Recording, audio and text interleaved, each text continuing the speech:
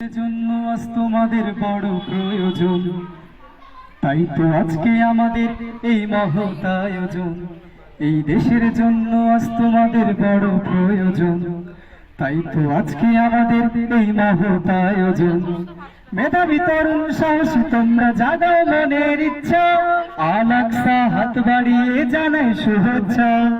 মেধাবী তরুণ সাহসী তোমরা জাগাও মনের ইচ্ছা, আল-আকসা হাত বাড়িয়ে জানাই শুভেচ্ছা।